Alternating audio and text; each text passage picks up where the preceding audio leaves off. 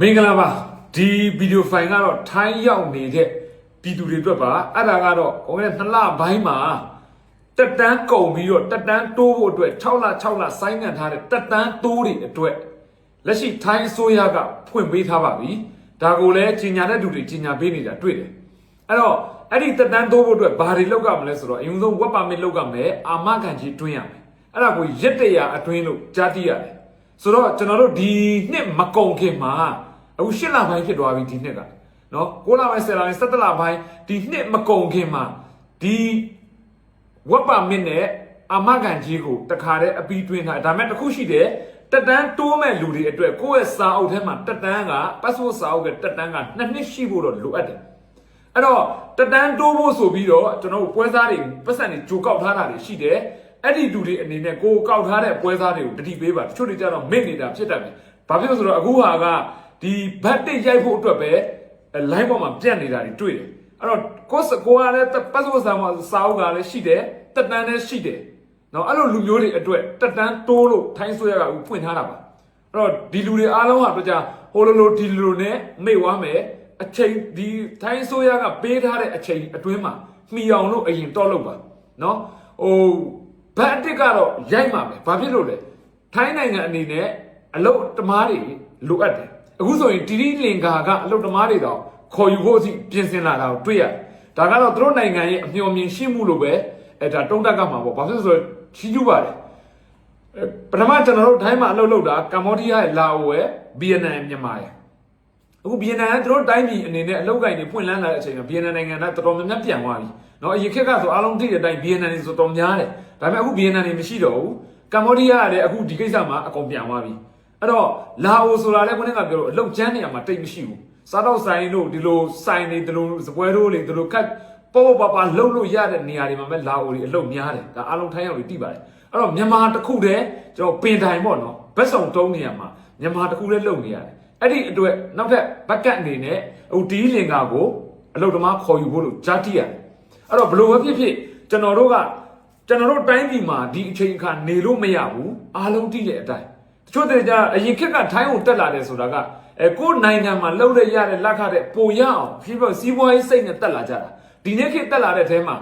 မျိုးစုံရှိတယ်ဘလို့မှနေလို့မရတော့စစ်မှုထမ်းဥပဒေကြောင့်စစ်ကြောင်းထိုးလို့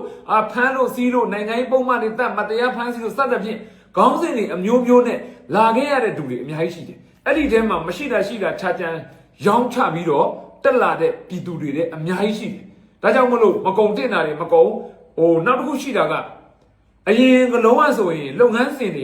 ကရိုးရှင်းတယ်နော်ဘတ်တစ်ဖွင့်ပေးမယ်ဆိုရင်မဖွင့်ခင်ကကြီးညာတယ်ဘတ်တစ်ဖွင့်ပေးတယ်ဘတ်ရိုက်တယ်ပတ်စိုးတက်တန်းတိုးမယ်ဆိုကုန်ဝိုင်းတက်တန်းတိုးလိုက်ဒီလိုတွားနေတဲ့အနေအထားမှာအခုဒီကာလတွေမှာကမောက်ကမတွေဖြစ်ပြီးတော့ဝန်ကြီးဌာနအပြောင်းလဲတွေသူတို့နိုင်ငံပြောင်းလဲတဲ့ policy တွေဒီကိုမြန်မာဘက်အချမ်းကလည်းအစိုးရမရှိတဲ့ policy ဒီကိစ္စတွေကြောင့်ပြောင်းထပ်ပြီးတော့ရှုပ်ကုန်တဲ့အချိန်မှာအလုပ်သမားတော်တော်များများ passport ကိစ္စနဲ့ပတ်သက်လို့မတိကျတာများတယ်နော်အဲ့ဒါကအားနည်းချက်ပဲကျွန်တော်တို့ကဒီထိုင်းမှာမဟုတ်ပြည်ပဘယ်နိုင်ငံကိုရောက် passport ဆိုတာအတက်နေထိုင်ခွင့်ပေါ့နော်အထူးသဖြင့်ပြောရရင်တော့ဒါ passport အလွယ်ခေါ်ပေမဲ့နေထိုင်ခွင့်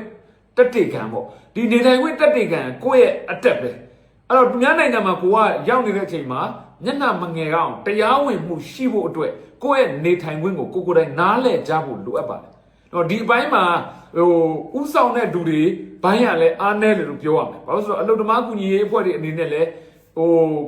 သူတို့ရဲ့ရှိတဲ့အင်အားနဲ့အလုပ်သမားပြဿနာတွေဖြေရှင်းရတယ်ဒီအပိုင်းတွေမှာဆိုတော့ဒီအလုပ်သမားတွေကိုပြောပြမဲ့ဥဆောင်ပေးမဲ့အပိုင်းတွေမှာလက်ရှိနောက်ပိုင်းတွေမှာအားလုံးထိတဲ့အတိုင်းကျွန်တော်မနိုင်ဘူးဖြစ်နေကြတယ်အဲ့ဒီပုံမှာအလုပ်သမားတော်များများကဒီပတ်စုံကိစ္စတွေနဲ့ပတ်သက်လို့မတိကြဘူးဟောအဲ့ဒီအချိန်မှာဘာဖြစ်လာလဲဆိုတော့ပွဲစားဒီနေရာမှာပွဲစားလို့ပြောတဲ့နေရာမှာပွဲစားရှိရပါမယ်ကျွန်တော်တို့ပွဲစားရှိတာမရှိလို့မရဘူးအလုပ်သမားတွေအတွက်ဘာဖြစ်လို့လဲအလုပ်သမားအများစုကနံပါတ်1ဘာသာစကားအခက်ခဲကြောင့်နော်ယုံကနာတွေမတော်တတ်ဘူးဘယ်ယုံဘာမှမတိကြတဲ့သူများတယ်အဲ့တော့နောက်တစ်ခုကဘာသာစကားအခက်ခဲဒီလိုကိစ္စတွေကြောင့်အကျိုးဆောင်ပေးတဲ့ကုမ္ပဏီနော်ပွဲစားပေါ့ဒါလိုဟာမျိုးတွေကလိုအပ်တယ်ရှိရပါမယ်ဒါပေမဲ့တချို့တွေကြတော့တောမီးလောင်တောကြောင်လက်ကမောင်းခတ်ဆိုသလိုဒီလိုကာလမှာဘာမှမတိနားမလဲတဲ့ထိုင်းရောက်အလုပ်သမားတွေကိုခေါင်းပုံဖြတ်တယ်ပတ်စံတွေမတရားကောက်တယ်ပြီးရင်လှုပ်ချင်တိုင်းလှုပ်တယ်ဒါမျိုးလုပ်ရက်တွေကိုတော့မလုပ်ကြပါနဲ့ အားလုံးဟာခမားတို့လည်းမြန်မာပြည်သားကျွန်တော်တို့လည်းမြန်မာပြည်သားအလုပ်သမားတွေလည်းမြန်မာပြည်သားပဲကျွန်တော်တို့တိုင်းပြည်မှာအားလုံးလည်းတည်တယ်နော်ဒီထိုင်းကိုရောက်နေတဲ့ပွဲစားအများစုကလည်းဒါအနီတွေကြီးပဲအကုန်လုံးတော်လိုင်းဘက်မှာပါဝင်တဲ့သူများပါတယ်နော်တော်လိုင်းလုံးမလို့ကျွန်တော်ပြောတာကအဲ့တော့ကိုတိုင်းပြည်ရဲ့အခြေအနေကိုကိုတိုင်သိဖြစ်သိနေတာဖြစ်တဲ့အတွက်တောမီးလောင်တဲ့အချိန်မှာလက်ကမောင်းခတ်တဲ့တောကြောင်အဆင့်တော့မလုပ်ကြပါနဲ့တိတ်ခါရှိတန်ဖိုးရှိလှုပ်စားပါကိုအတွက်လည်းဝင်းဝအောင်သူတို့အတွက်လည်းအဆင်ပြေအောင်ဆိုတဲ့မူလေးကိုတော့လူတိုင်းကိုစွဲကင်စေခြင်းတယ်နော်ပွဲစားတွေရှိပါလှုပ်စားကြပါကိုနေ့အလုပ်သမားတွေလည်းအဆင်ပြေသွားရမယ်ဟုတ်တယ်မလားဒီအကျိုးဆောင်လုပ်ပေးတဲ့သူတွေအနေနဲ့လည်းဒါပွဲစားလို့အလွယ်ကောင်းမယ်ဒါအကျိုးဆောင်တယ်အကျိုးဆောင်တွေအတွက်လည်းသူတို့အတွက်အဆင်ပြေရမယ်စီးပွားရေးမလုံနဲ့တော့ပြောလို့မရဘူးနီးမျိုးစုံနဲ့လှုပ်ရှားနေကြတာပဲဒါပေမဲ့တောင်းဝင်ယူမှုတောင်းဝင်ခံမှုရှိလေးလှုပ်ကြမယ်ဆိုရင်ကျွန်တော်ပြဿနာတွေတက်လာမှာမဟုတ်ဘူးအဲ့တော့အစပြန်ပြောမှမဆိုရင်အခုတက်တန်းတိုးတွေပြန်တိုးပေးတဲ့နေရာမှာအလုပ်သမားတွေအနေနဲ့နားလည်သိရှိမှုနည်းတယ်လို့ကျွန်တော်တွေးကြည့်ရတယ်အဲ့ဒီအတွက်ဒီအကျိုးဆောင်ပြီးတော့ပတ်စံကောက်ထားတဲ့သူတွေအနေနဲ့ကိုကောက်ထားတဲ့အလုပ်သမားတွေပေါ်မှာတောင်းဝင်ယူမှုတောင်းဝင်ခံမှုရှိစွာနဲ့ဒီတက်တန်းမှီတဲ့သူတွေစာအုပ်တက်တန်းရှိတဲ့သူတွေတိုးရတဲ့သူတွေအခုဝက်ပါမစ်လုပ်ရမယ်အခုက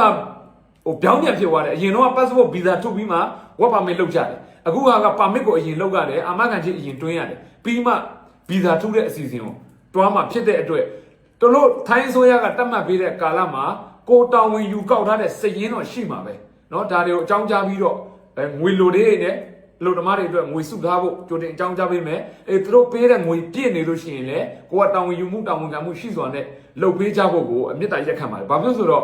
ကျွန်တော်တို့နိုင်ငံသားကဗျာအားလုံးဟာပြောစရာစကားတော့မရှိဘူးဒုက္ခတွေထက်ရက်နေတဲ့တိုင်းပြည်เนาะပြည်တွင်းမှာနေတယ်ဘာမှလောက်ကင်စားတော့လို့မရဘူးလောက်ကင်စားအောင်မရကြရှိတာလေးနဲ့ကုတ်ချပြီးနေတဲ့ချိန်မှာစစ်ကြောင်းတွေထိုးစစ်မှုထမ်းဥပဒေတွေမျိုးစုံဒုက္ခပေးကံမဖြစ်ပါဘူးရှိတဲ့ခြံလေးအိမ်လေးရောင်းပေါင်နှံပြီးတော့ဒီပေါက်တက်လာဒီရောက်တော့တခါနေထိုင်ခွင့်နေနဲ့မျိုးစုံ